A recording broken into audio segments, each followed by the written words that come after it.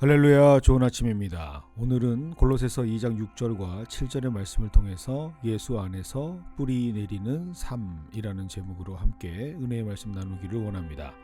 성경은 성도를 정의할 때 주 안에서 살아가는 사람들이다 라고 정의합니다. 그런데 이 주 안에서 산다라는 말 자체가 좀처럼 이해하기가 쉽지 않죠. 뭔가 들을 때는 이해되는 것 같은데 막상 그것을 설명해야 하는 상황이 되면 쉽지 않은 것이 바로 이 주 안에서 산다라는 의미일 겁니다. 그런데 감사하게도 오늘 본문 7절은 이 주 안에서 산다라는 것이 무엇을 의미하는지 정확하게 잘 설명하고 있습니다. 그것은 바로 주님의 뜻, 예수님의 말씀대로 사는 것이죠.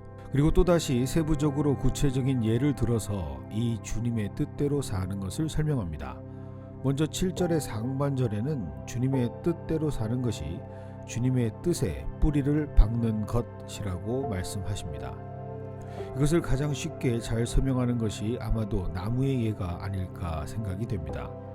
어떤 나무가 되었던 잘 성장하기 위해서는 무엇보다 먼저 뿌리가 깊이 잘 자리를 잡아야 합니다. 그래야만 땅의 지력이 그 뿌리를 든든하게 붙잡아 주기 때문이죠. 가끔 뉴스를 통해 실시간으로 태풍이나 토네이도가 올라왔다는 상황을 중계할 때 가장 먼저 보여주는 장면이 바로 바람에 흔들리는 나무들입니다. 그리고 그 강도가 심할 때는 심지어 가로수들이 뽑혀 있거나 쓰러져 있기도 합니다. 하지만 그런 어려운 상황에서도 살아남아 꿋꿋이 서 있는 나무들이 있습니다. 이 차이점을 만들어내는 것은 과연 무엇일까요? 분명히 다 같은 상황에서 똑같이 비바람을 맞았을 텐데 전혀 다른 결과를 보여주는 그 원인은 바로 뿌리에 있습니다. 이것이 주님의 뜻대로 사는 것을 설명하는 것이죠. 당연히 강한 태풍과 토네이도급 바람이 불면 나무는 이리저리 흔들릴 수밖에 없습니다. 그렇게 성도가 세상의 풍파를 만나고 거친 도전들이 계속해서 몰려올 때 아무리 믿음이 강한 사람이라 할지라도 흔들리는 것은 당연하고 갈등할 수밖에 없는 것이 현실입니다. 하지만 이때 그럼에도 불구하고 주님의 말씀에 붙들려고 하는 강한 의지가 있는 사람들, 더욱더 깊숙이 주님의 말씀에 뿌리를 내리려는 열심이 있다면 우리의 토양이 되시는 예수님께서는 단단하게 우리의 믿음의 뿌리를 붙잡아 주십니다. 이것이 바로 주 안에 사는 것, 주님의 뜻대로 사는 삶인 것이죠. 그래서 7절에는 그 안에 뿌리를 박으면 그 다음 세움을 받는다라고 정확하게 인풋과 아웃풋을 증명하고 있습니다. 그런데 너무나 안타까운 것은 이 뿌리를 우리 주님이신 예수님께로가 아닌 교회를 이루고 있는 공동체, 즉 주님의 사람들에게 두는 경우들이 있습니다. 사랑이 많은 어머니와 같은 권사님들, 너무나도 든든한 장로님들, 특별히 이민교회의 경우 멀리 떨어져 있는 고국의 형제, 자매보다 훨씬 더 많은 시간을 보내고 사랑으로 함께 나누는 교회의 친구, 즉 교우들을 의지하는 경우들이 있습니다. 그런데 문제는 아무리 좋은 사람들이라 할지라도 본질적으로 사람이라는 존재가 가지는 지력과 주님이신 예수님께서 가지고 계시는 지력의 차이가 너무나도 크게 난다라는 사실이죠. 사람이 갖고 있는 힘은 주님과 같이 어떤 상황에서도 믿음의 뿌리를 붙잡아주는 힘, 그 지력이 현저하게 떨어집니다. 사람이라는 근간이 붙잡는 힘은 실망과 상처라는 태풍이 불어올 때, 오해라는 강풍이 불어올 때, 경제적 이슈라는 토네이도가 불어 닥칠 때 믿음의 뿌리를 끝까지 지탱해 주지 못하고 놓아버립니다. 심지어 봄바람이나 산들바람 같은 조그만 감정의 문제들이 불어와도 이내 나무는 흔들리고 그 흔들린 무게 때문에 뿌리가 뽑히는 경우도 있습니다.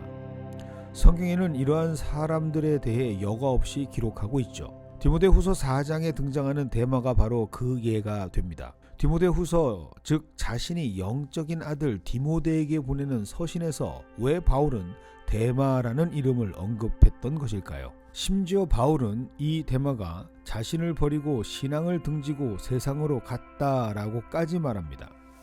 왜 굳이 성경으로 채택되는 이 엄중한 서신에서 데마의 이야기를 디모데에게 바울은 하고 있는 것일까요? 그 사건이 마음에 한이 되어서 그랬을까요? 그에게 느꼈던 철저한 배신감 때문에 그랬을까요? 절대 아닙니다. 데마의 케이스가 바로 주님이 아닌 사람에게 뿌리를 내렸던 실예가 되고 있기 때문이죠. 데마, 그는 사도 바울과 누가와 함께 사역했던 사람입니다. 오늘날 교회로 본다면 정말로 중요한 목회 사역을 감당하고 맡았던 사람이죠. 바울과 누가와 동역자로 세워질 만큼 초대 교회에서는 나름대로 그 열심과 실력을 인정받은 사람입니다. 하지만 교회의 핍박의 바람이 불기 시작하며 점점 더 교회의 목회와 선교가 순탄하지 않게 되는 것을 데마는 직감합니다. 그리고 실제로 많은 성도들이 주 예수 이름 때문에 감옥에 투옥이 되고 순교를 당하는 상황을 직면하죠.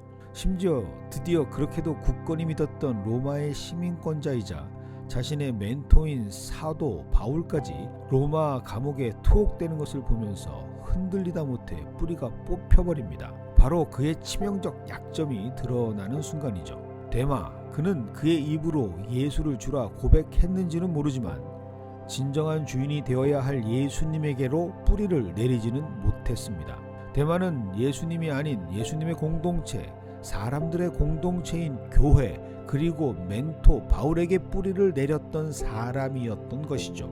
가끔 이런 데마와 같은 분들이 교회에 있습니다.